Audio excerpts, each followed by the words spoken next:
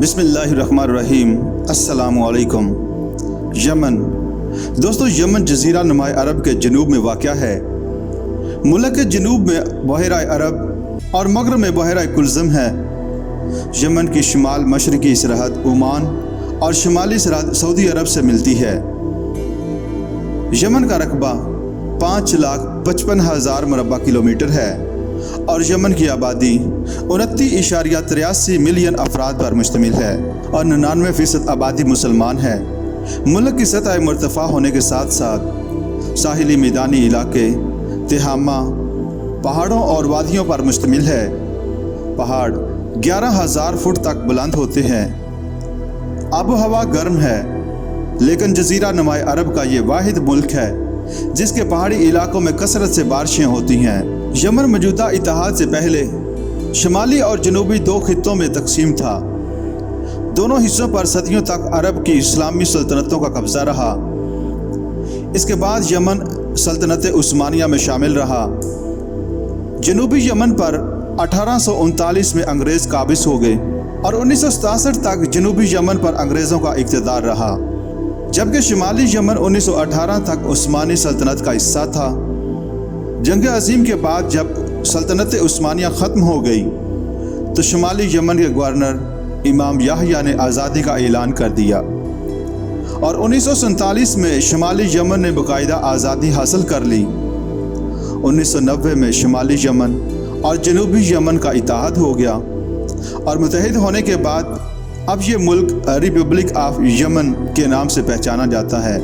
دوستو، شمالی یمن کی اگر بات کریں تو 17 فروری 1948 کو حدیدہ کے سابق گورنر سید عبداللہ بن احمد العزیز نے امام یحییٰ کے خلاف انقلاب برپا کیا اور اپنی امامت کا اعلان کر دیا، اور اس کے ساتھ امام یحییٰ کے چھوٹے بیٹے امیر سیف الحق ابراہیم کو، جو اپنے والد کی پالیسیوں سے متفق نہ تھا اور جس نے اپنی علیحدہ جماعت بنا رکھی تھی، وزیر اعظم مقرر کیا۔ انقلاب کے چند دنوں بعد ملک میں خانہ جنگی شروع ہوئی۔ ولی عہد امیر سیف الاسلام احمد نے نئے حکمرانوں کو ماننے سے انکار کر دیا اور اپنے حامیوں کو لے کر صنعاء پر حملہ کر دیا۔ ولی عہد بغاوت کو ختم کرنے میں کامیاب ہو گیا۔ امام سیف الاسلام احمد نے اقتدار سنبھالنے کے ساتھ ہی ملک کو جدید دور کے تقاضوں کے مطابق ڈھالنے کے لیے کوششیں کی۔ ملک کی ترقی کے لیے غیر ملکی ماہرین کی مدد اور مشورے سے منصوبے بنائے۔ طلبہ کو غیر ممالک، خاص طور پر مصر اور یورپی ممالک میں اعلیٰ تعلیم کے اصول کے لیے بھیجا۔ غیر ممالک کے ساتھ تجارتی اور کاروباری معاہدے کیے گئے، لیکن امام کی ان اصلاحات کو پوری قوم کی تائید حاصل نہ ہو سکی اور ملک اندرونی خلفشار کا شکار ہو گیا۔ مارچ 1955 میں امام کے مخالف لیڈروں نے غیر مطمئن فوجی یونٹوں کے ساتھ مل کر امام کو اپنے مطالبات پیش کیے اور امام کو مجبور کیا کہ وہ اپنے محل کو خالی کر کے قلعے میں پناہ لے۔ دونوں فریقوں کے مابین مذہبی رہنماؤں نے مصالحت کرانے کی کوشش کی، جو ناکام ہو گئی۔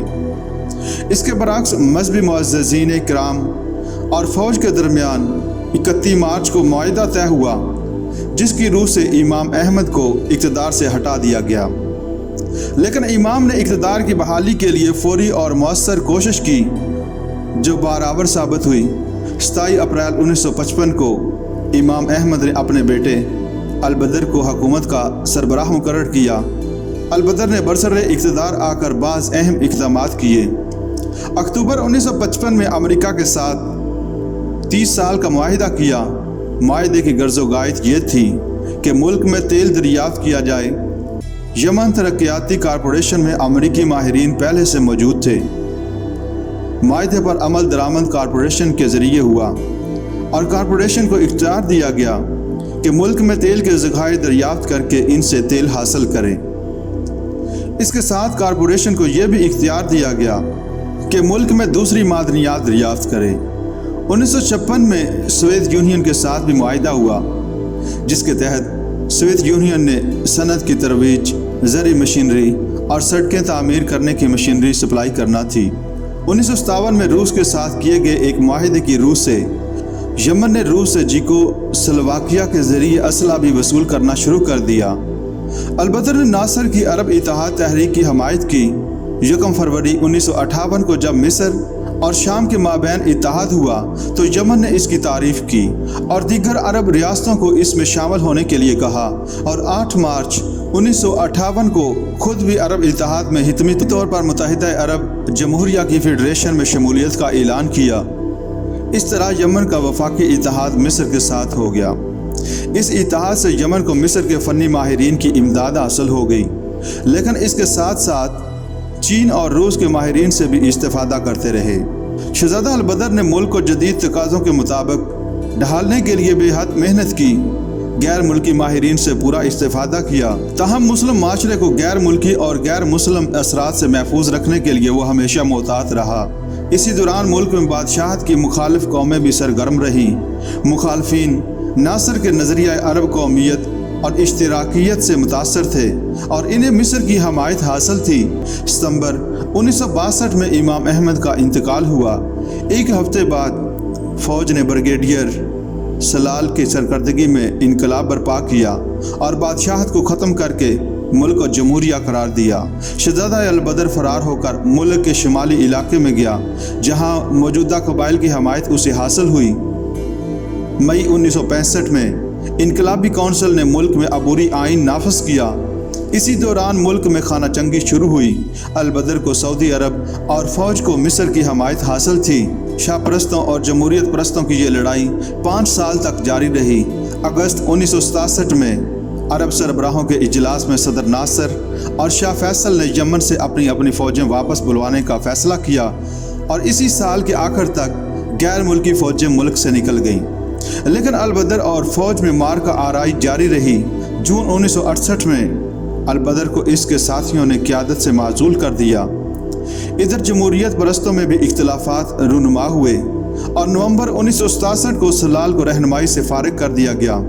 अप्रैल 1970 में खाना जंगी ख़त्म हुई और इसी साल 20 दिसंबर को यमन का जमहूरी आइन नाफिज किया गया। आइन की रूह से 170 अरकान पर मुश्तमिल एक कौंसिल कायम की गई। 4 साल तक मुल्क में अमन व अमान की फ़ज़ा और सियासी तवाज़ुन बरकरार रहा, यहाँ तक कि 1974 में कर्नल इब्राहिम की क़यादत में फ़ौजी अफसरान ने अब्दुर्रहमान की हुकूमत का तख्ता उल्ट दिया। 1977 में कर्नल इब्राहिम के कत्ल के बाद कर्नल अहमद हुसैन ने इक़्तिदार संभाला और जून 1978 तक बरसरे इक़्तिदार रहे।